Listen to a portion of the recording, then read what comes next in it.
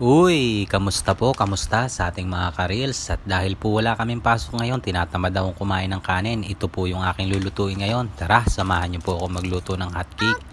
Dalawang balot lang po yung gagamitin natin kasi sobrang dami po. Simulan na po natin ang paghahalo ng mixture. Yes! Lagyan lang po natin ng 2 itlog. Tama na po yan at haluin po natin.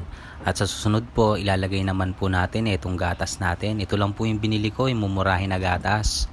Dahan-dahan lang po sa paglalagay ng gatas para po hindi po masyadong maging malabnaw yung ating mixture.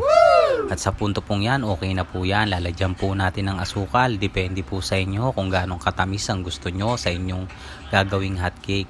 At sa pagluluto po, gagamit po tayo ng butter. Tara, simulan na po natin. Sa mainit na kawali, lagyan lang po natin ng konting butter. Wow! At lagyan na po natin ng ating ginawang mixture. 2 sandok po yung gagawin ko para mas makapal at mas malaki. What? Hintayin lang po natin maluto sa kabilang side yan at saka po natin babaliktarin.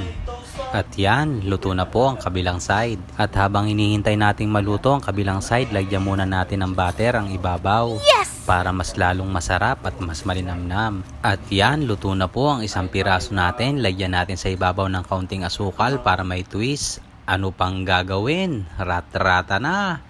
Kainan na! Wow! よろしくお願いします。